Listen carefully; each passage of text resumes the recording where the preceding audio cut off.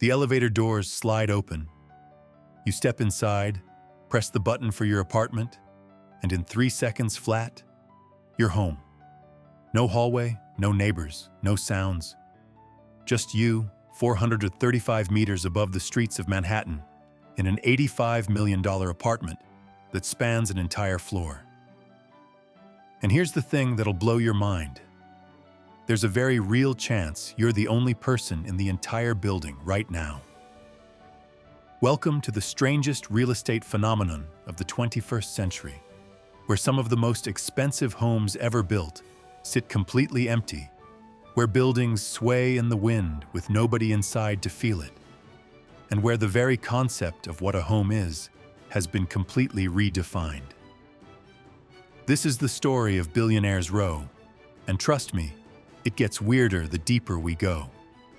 But before we dive into this rabbit hole of empty luxury and architectural insanity, hit that subscribe button because we're about to explore how the ultra-wealthy have literally reshaped our cities, and the implications affect all of us, whether we live in a penthouse or a studio apartment. So picture this. It's a random Tuesday night in Midtown Manhattan. You're walking past Central Park, and you look up at these impossibly thin towers piercing the sky. The lights are off, most of them. Actually, if you came back next Tuesday, or the Tuesday after that, you'd see the exact same thing. Darkness. Because half of these multi-million-dollar apartments, nobody's home. Nobody's ever home. We're talking about buildings where a single apartment can cost $169 million. That's not a typo. $169 million. And here's what makes it even more insane. The owner has never even visited it, never walked through the door, never looked out those floor-to-ceiling windows at the view of Central Park that cost more per square foot than most people will earn in their entire lives. Let me paint you a picture of just how extreme these buildings are. Take 111 West 57th Street. This building is 435 meters tall, but only 18 meters wide. That's a width-to-height ratio of 1 to 24. To put that in perspective, if you scaled down this building to the size of a person, they'd be about 7 feet tall, but only 3.5 inches wide. It's so thin that when you see it next to the Empire State Building, it looks like someone photoshopped a pencil into the skyline. And building something this absurdly slender, that's an engineering nightmare. At the top of 111 West 57th, there's an 800-ton tuned mass damper, essentially a giant weight that swings back and forth to counteract the building's movement in the wind. Because, oh yeah, these buildings move, they sway, and some residents at 432 Park Avenue actually sued because the swaying created this creepy noise like the building was groaning. Imagine paying $95 million for an apartment and hearing your building literally complain about the weather. But here's where it gets really interesting.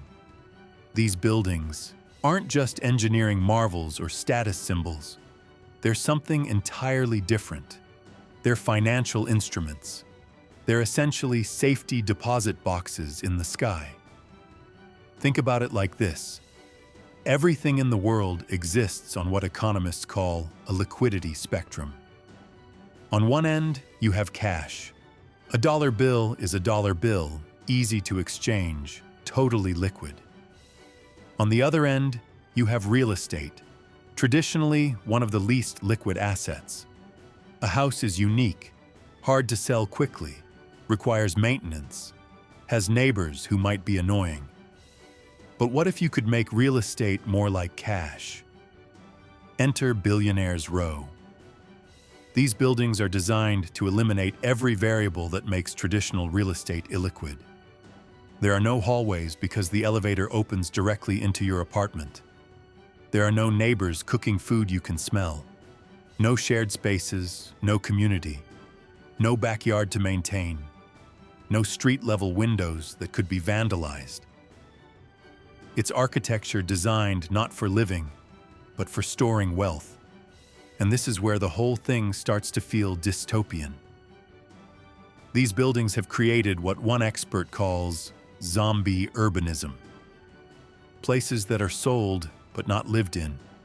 Not quite dead, but definitely not alive either. In two specific zip codes around Billionaires Row, roughly half of all single-family homes and condos aren't occupied by their owners.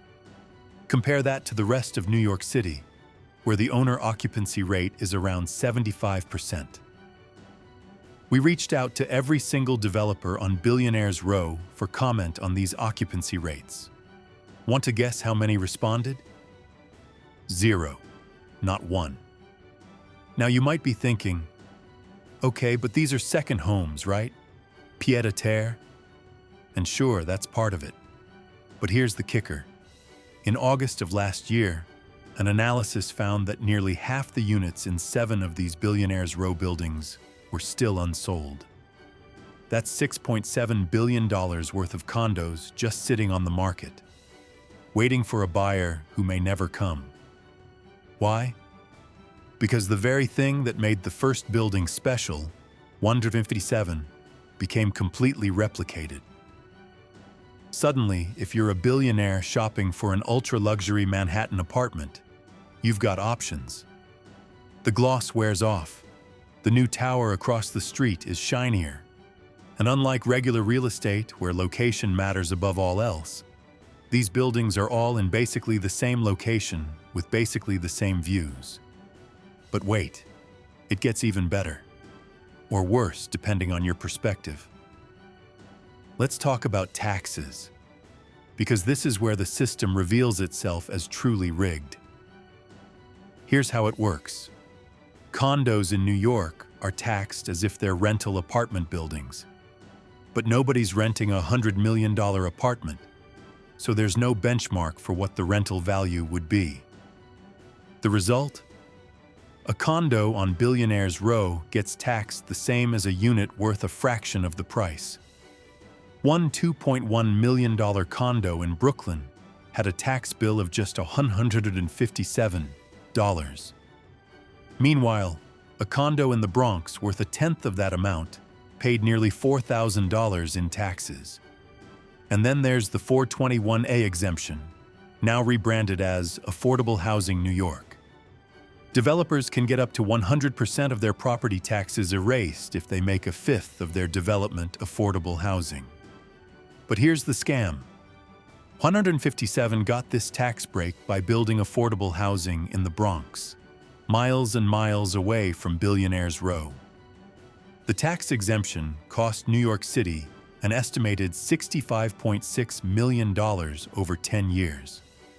That's $65 million that could have gone to actual affordable housing, actual infrastructure, actual services for actual people who actually live in the city. This tax abatement program cost New York City $1.7 billion in the last fiscal year alone. Let that sink in.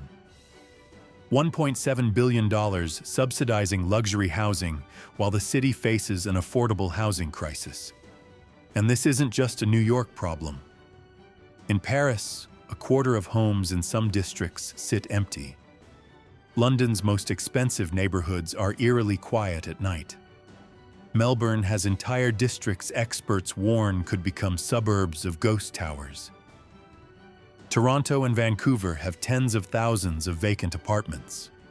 We're watching in real time as housing transforms from its most basic function, providing shelter, into a purely financial asset class. And the same system that produces these empty towers in the sky is the same system producing homelessness, slums, and affordability crises at ground level.